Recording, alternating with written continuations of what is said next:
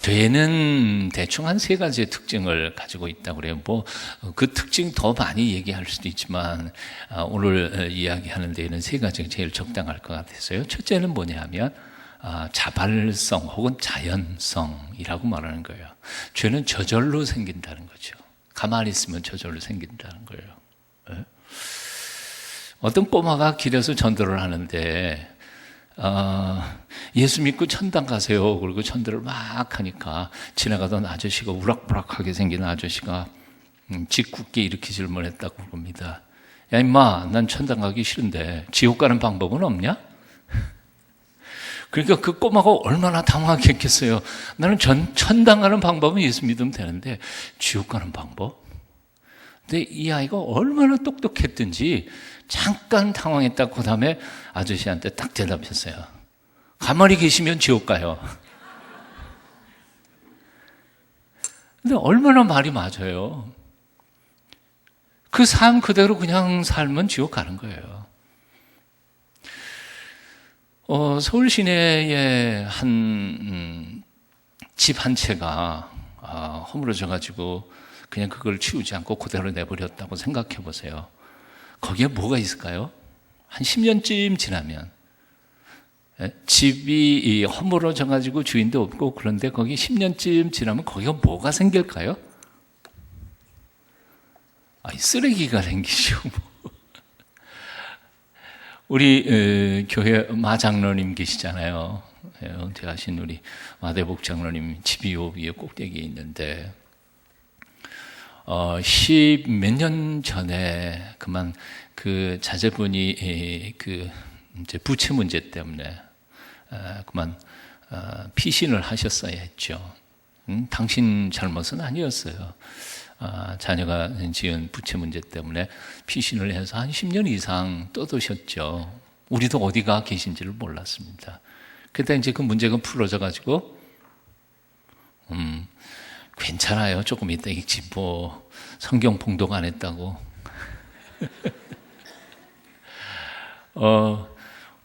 그래서 10몇 년 만에 여기 다시 들어오셨잖아요. 여러분 그 마장로님 집 어딘지 아시잖아요. 제법 넓기는 해요. 그래도. 그런데 돌아와가지고 보니까 사람이 주인이 없었던 데니까, 빈터니까 그냥 너도 나도 쓰레기를 다 갖다 놨는데, 제가 한번 들어보니까요, 거기 쓰레기 쳐내는데 트럭이 30대 분인가 40대 분이 거기서 꺼냈대요. 며칠 동안 고생을 한 거예요. 한마디로 말하면 이런 거예요. 관리되지 않는 땅에는 쓰레기밖에 섞일 데가 없어요. 정원은 가꿔야 돼요. 가꾸어지지 않는 정원에는 풀만 잔뜩 쌓여요.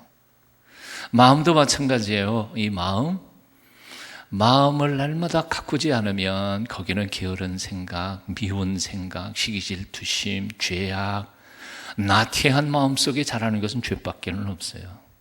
선한 마음, 경건한 마음, 거룩한 마음은 끊임없이 노력해도 이건 쉽지가 않아요. 그런데 죄는 저절로 생겨요.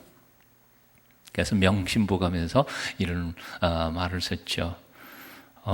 일일 불념선이면 제악이 개작이니라.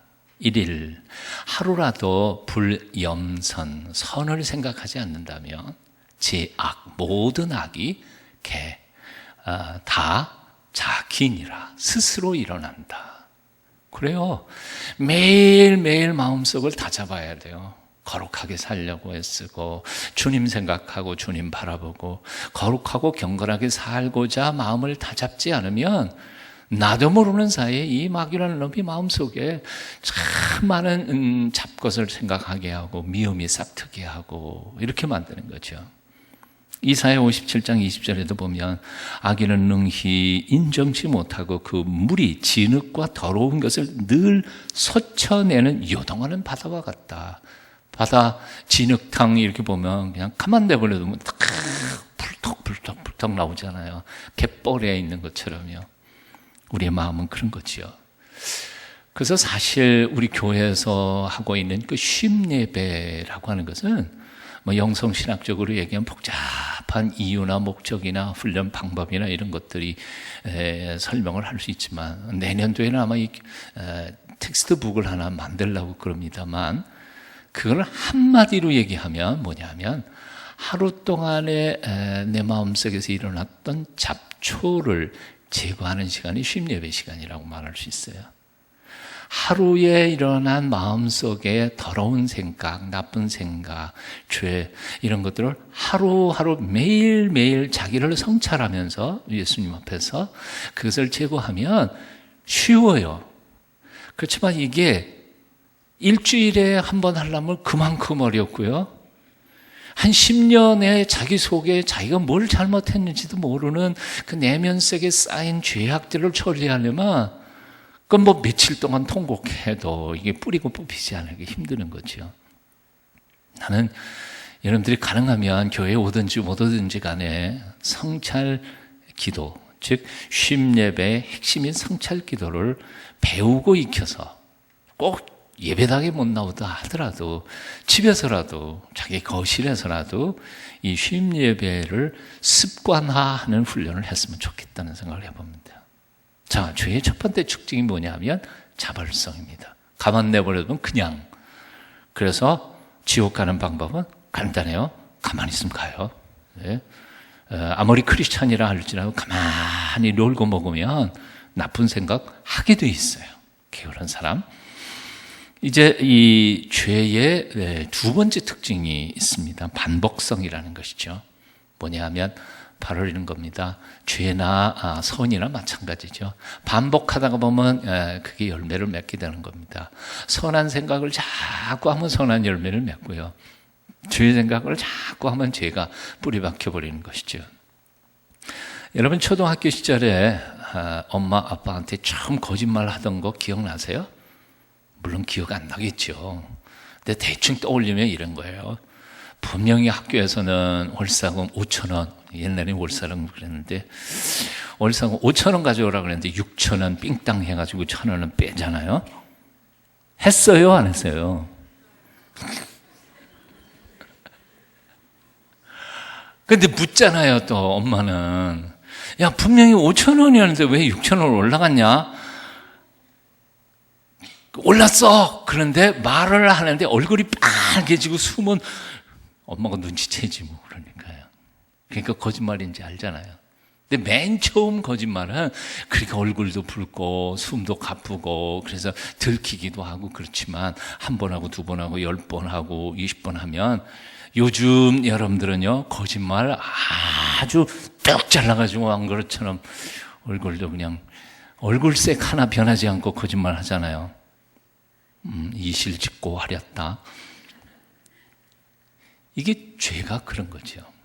죄가 똑같은 거예요. 그게 거짓말만이 아니고 다른 죄의 속성도 다 마찬가지라는 것입니다. 그래서 우리가 이 죄의 속성, 두 번째 속성을 기억하는 사람은 어떻게 하든지 습관을 조심해, 이 버릇을 조심해야 합니다. 아무리 작은 죄라 할지라도 반복되면 뿌리 깊은 죄악이 될 수 있으니까 조심하자는 거예요. 자, 마지막 세 번째 죄의 속성이 있어요. 그건 유전성이 있다는 겁니다. 오늘 본문의 얘기예요. 이제 본문 읽을 거예요. 예, 오늘 본문 창세기 26장 6절부터 11절까지 아주 짧은 본문입니다. 한번 같이 읽어보실까요? 창세기 26장 6절부터 11절까지 제가 읽고 남자들이 있고 여자들이 있고 같이 읽습니다.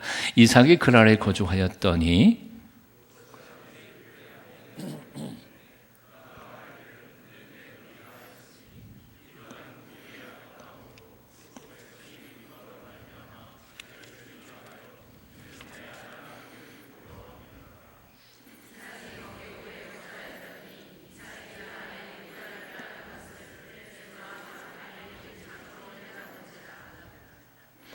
이에 아비멜렉이 이삭을 불러 이르되 그가 분명히 네 아내 거를 어찌 내 누이라 하였느냐.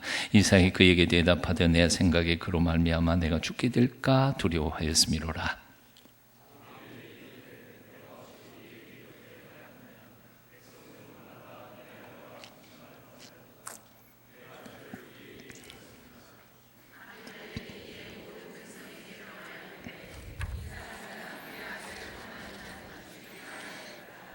네. 이삭이 얘기한 거죠. 자기 아내를 누이라고 속인 얘기입니다. 그것도 아비멜렉, 블레셋 왕 아비멜렉에게요. 근데 이게 이삭에게 와서 이삭의 죄 처음 나온 건 아니었습니다. 창세기를 주의 깊게 읽어보다가 보면 그 아버지 아브라함이 2번씩이나 똑같은 죄를 짓죠. 네, 창세기를 읽어봤어야죠. 읽어도 기억은 안 나지만 창세기 앞부분에 보면 아브라함이 흉년이 나가지고 애굽에 갔다가 애굽 사람들이 자기 아내가 너무 이쁘니까 자기를 죽이고 자기 아내로 삼지 않을까. 그래서 아내 치마 포국 뒤로 숨어버립니다. 아브라함이. 그래갖고 그 애굽의 바로 왕 앞에서 누구냐 물을 때 내 누이라. 근데 누이라는 말이 맞기는 맞죠? 사촌 누이 동생이니까요. 근데 절반을 뚝 잘라 먹었죠? 아내란 말은 안 했어요. 어때요? 거짓말이라는 것은 100% 거짓말이라는 게 있을 수 있어요? 아니, 그렇게는 안 해요. 왜냐하면 100% 새빨간 거짓말은 아무도 안 믿어요. 그러니까 조금은 진실을 담아야 사람들이 믿는 거죠. 예. 100% 진실인 것 같은데 불리한 것들은 싹둑 잘라가지고 숨겨놓는 거. 이것도 거짓말이라는 거죠. 그러니까 1% 거짓말도 거짓말은 거짓말입니다. 그런데 우리는 뭐라 그러냐면 그래도 50%는 진실이잖아. 그리고 거짓말을 하는 자기에 대하여 합리화시키는 거죠. 이렇게 거짓말을 정의하고 나니까 여러분 거짓말 무진장 많이 하고 사시는 거죠, 지금? 대답을 안 하셔요. 여하튼 아버지가 애굽에서도 똑같은 거짓말을 하고 나중에 또 이제 창세기 20장에 가보면 아비멜렉이라고 하는 이 블레셋 왕인 아비멜렉에게도 똑같은 죄를 짓습니다. 2번이나 똑같은 죄를 지어요. 근데 오늘 본문에 보면 이삭도 블레셋 왕인 이 아비멜렉에게 또 해요. 그러니까 사실 창세기에는 아비멜렉 왕에게 아버지도 속이고 아들도 속여요. 그러면 아비멜렉이라고 하는 왕이 아버지 때부터 지금까지 장수했나요? 그 연수를 보면 한 80년 정도의 기간이 있어요. 그 얘기는 무슨 얘기인고 하니 똑같은 인물은 아니에요. 이집트의 왕을 바로라고 하잖아요. 바로라고 하는 말 자체가 왕이라는 뜻이에요. 그러니까 그게 바로라는 게 그 사람의 이름이 아니에요. 황제, 왕, 뭐 이런 뜻을, 직함을 얘기하는 것이니까. 블레셋 왕은 아비멜렉이에요. 아비멜렉이에요. 그러니까 이것은 왕이라는 뜻이지 그 사람의 이름을 의미하는 건 아니에요. 그러니까 아버지도 할아버지가 됐든지 아버지 아비멜렉한테 사기쳤고 이삭도 그 아들이 됐는지 손자가 됐는지 한테 사기친 거죠. 굉장히 복잡해졌네요. 여기에 굉장히 중요한 문제가 하나 있습니다. 그게 바로 아버지 때 범한 죄를 자식이 보고 배워가지고 자식이 똑같이 죄를 짓고 있더라는 것이죠. 보통 그러잖아요. 시어머니가 시집살이 시키잖아요. 그러면 며느리가 그 밑에서 시집살이 죽으라고 하면서 속으로는 그렇죠. 나는 절대로 내가 며느리를 얻으면 시집살이 안 시킬 거다. 그랬는데 막상 시어머니가 되고 난 다음에 어떻게 해요? 2배로 더 호되게 시키는 거죠. 제가 최전방 깡통 계급장 달고 최전방에서 30개월, 31개월이네요. 거의 3년 그 군복무를 했거든요. 그런데요, 자, 이 짝대기 2개가 짝대기 하나가 제일 무서운 사람 누군지 아세요? 짝대기 2개짜리고 내게는 아주 관용을 부리는 것처럼 하면서 뒤에서 아주 밑에 사람들 하니까 제일 나를 호되게 하는 놈이 요 바로 위에 있는 친구예요. 근데 내 기압도 무진장 맞고 엉덩이도 많이 피 터지기도 하고 뭐 그랬어요. 고생한 얘기 하려면 뭐 세월 다 지나가야 돼요. 근데 나하고 같이 그렇게 두들겨 맞던 친구가 근데 그 친구는 얼마나 재주가 좋은지 오늘 내부반에서 두들겨 맞는다는 정보를 너무 빨리 아는 거예요. 그래갖고 그때 꼭 어디로 나가. 그래서 안 맞고 와요. 나는 그때나 지금이나 조금 멍청해가지고 정보에 어서 와서 다 맞는 거죠. 그리고는 와가지고 아파서 죽겠는 나를 옆에서 뭐라고 그러냐면 나 병장 되거든 절대로 밑에 애들 괴롭히지 않을 거래. 웬걸 지 병장 된 다음에 얼마나 두들겨 패는지 하여튼 그래서 내가 나쁜 놈이라고 그랬어요. 한때 이런 책이 유행한 적이 있었어요. 교회에서 뭐냐면 가게에 흐르는 저주를 끊어라. 여러분도 아마 읽은 사람들이 있을 거예요. 뭐냐면 이상하거든요. 어떤 집안에는 뭐 정말 저주 같은 게 흐르는 것 같아요. 할아버지도 그렇고 아버지도 그렇고 손자도 그렇고. 그래서 이런 책들이 한국에서만이 아니고 외국 작품들이 번역돼 가지고 수도 없이 많이 왔어요. 그래서 특별히 우리 한국 사람들이 이런 거에 얼마나 민감합니까? 그래서 우리 집안에 흐르는 저주를 풀어야 된다고 뭐 별의별 걸 다 했어요. 근데 실제로 곰곰이 묵상하면서 신학자들의 책들을 읽어보다가 보면 이건 아니에요. 예, 그건 신학적으로 좀 문제가 있는 거예요. 왜? 하나님이 어느 가게를 그렇게 저주하시겠어요? 하나님은 복 주시기를 기뻐하시는 분이신데 그럼에도 불구하고 한 20% 정도는 옳은 부분이 있어요. 예, 그거는 가게에 저주가 흐르는 게 아니고 사실은 죄를 배우고 습득해가지고 자식들이 배워서 그 죄의 열매를 먹고 마시니까 그게 저주가 흐르는 것처럼 보일 뿐이에요. 예를 든다면 바로 이런 거죠. 아버지가 술꾼이면 자식도 아버지 술 마시는 거 보고 넌달머리를 내다가 나중에 큰 다음에 자기도 또 술꾼이 돼버리잖아요. 아버지가 도박하는 걸 보면 그거 보고 자라는 아이가 도박하게 돼 있다는 거. 그렇지 않은 경우도 좀 있지만 거의 대부분을 그렇게 답습한단 말이에요. 아버지가 남봉꾼이면 자식놈도 남봉꾼이 된다는 거예요. 아버지가 거짓말쟁이니까 목숨이 위태하니까 아내를 보고 누이라 그렇게 거짓말한 걸 이삭이 아브라함 보면서 저렇게 빠져나가면 되는구나. 배웠다가 급하니까 그냥 튀어나온 거예요. 뭐 자기가 하고 싶어서 한 게 아니에요. 그냥 평소에 봤던 거 그대로 그냥 나온 것뿐이에요. 여기에서 우리가 기억해야 할 게 있죠. 그야말로 가게에 흐르는 저주를 끊는 게 아니고요. 내가 아버지한테 배웠던 거를 지금 나도 모르는 사이에 무의식 중으로 그 죄를 행하고 있다면 내 자식놈도 나를 이렇게 보고 있다가 꼭 그렇게 할 가능성이 얼마든지 있거든요. 그러니 어떻게 해야 돼요? 어떻게 해야 돼요? 내 대해서 끊어야죠.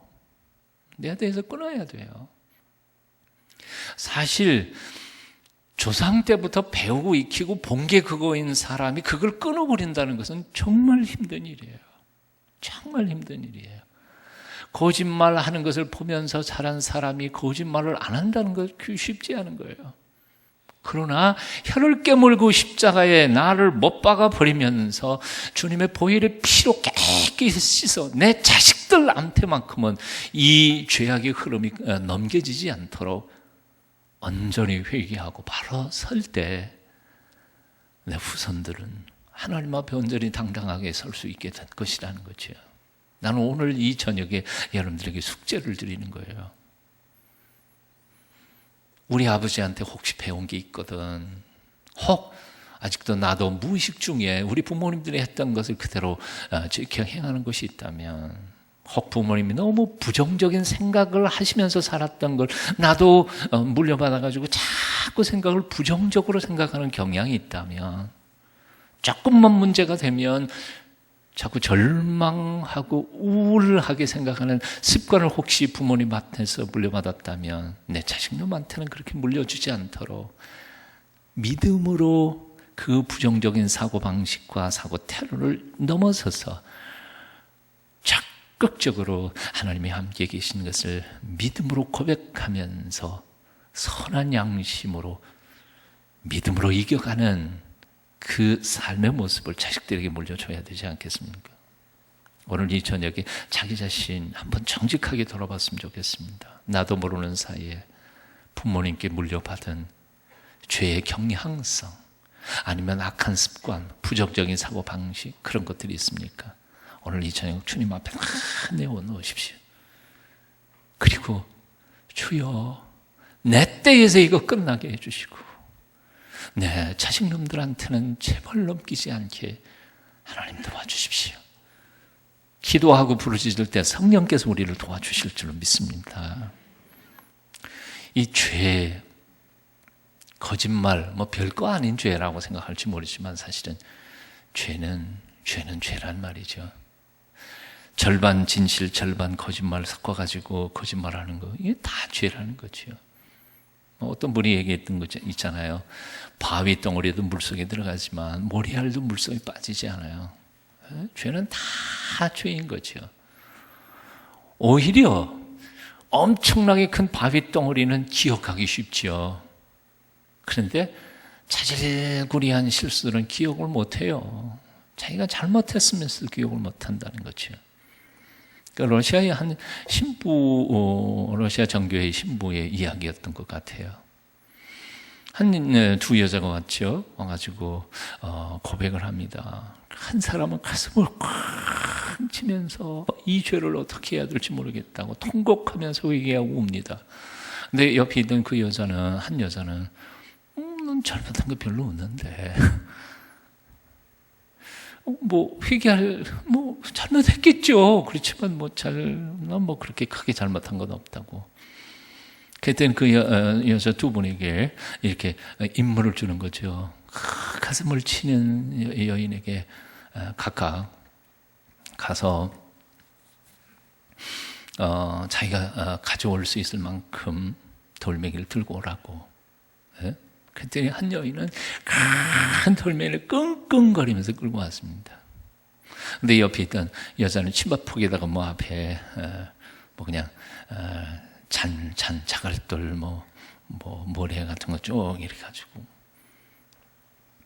가지고 온 거를 이제 제자리에다가 갖다가 놓고라고. 근데 돌멩이 큰 거 하나 가져온 사람 어때요? 그 가져온 자리 있잖아요. 그걸 기억 못해요?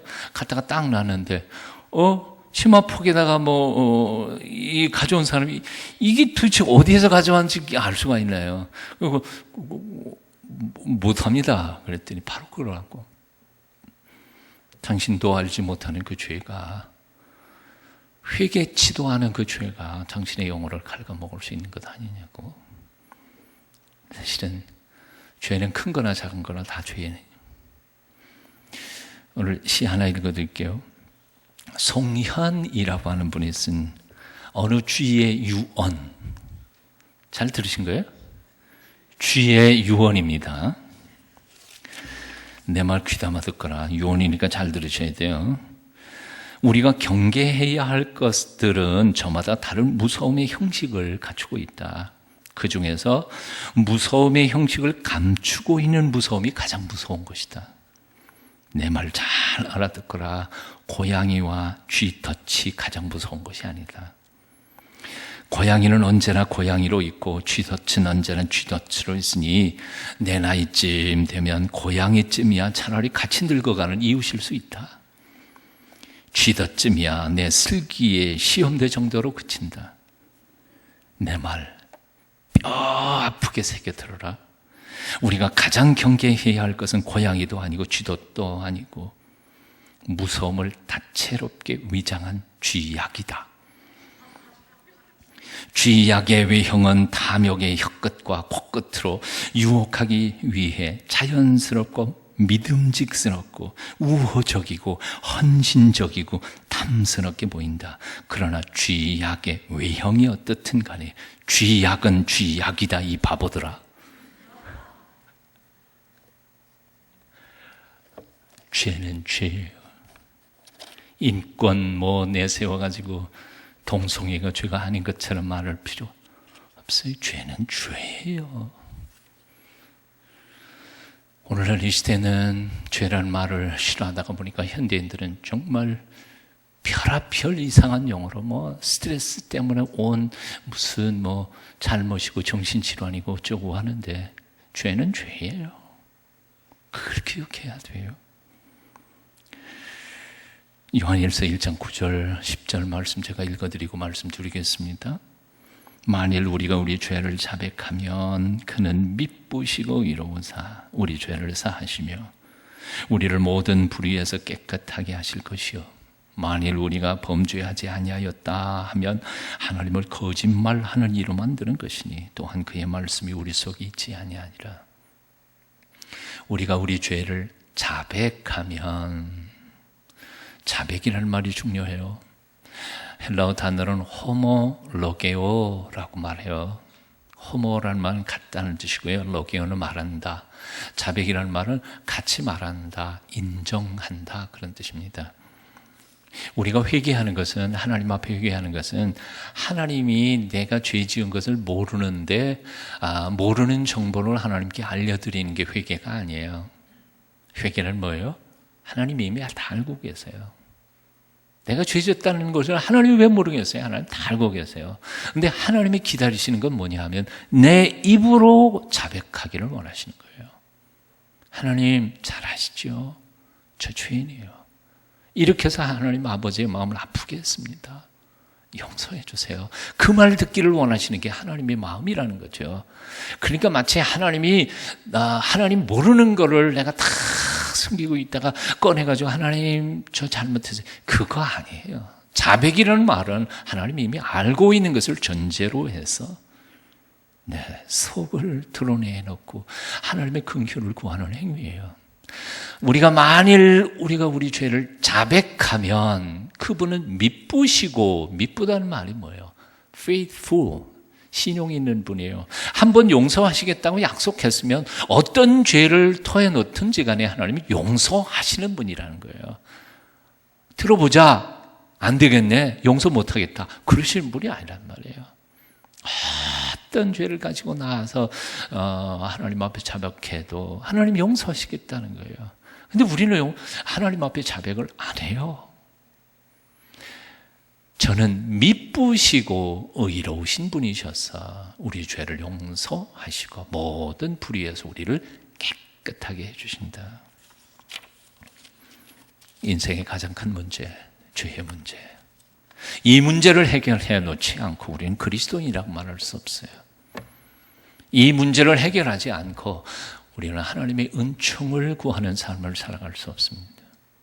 매 순간순간 하나님 앞에서 자신을 돌아보며 오늘 이 저녁에도 특별히 성령께서 내 마음속에 찌르시는 죄, 생각나게 하시는 허물들을 다 내어놓고 회개하며 그것을 고치기를 결단하는 이 저녁 되시기를 축원합니다. 하나님이 용서 못할 죄는 없습니다. 하지만 회개하지 않은 죄를 용서하신 적은 없으십니다. 기도하겠습니다. 오늘도 우리 입으로 하나님 앞에 잘못했다고 말하기를 기다리시는 우리 아버지 하나님, 죄에 매여서 언제까지나 이렇게 죄책감 가지며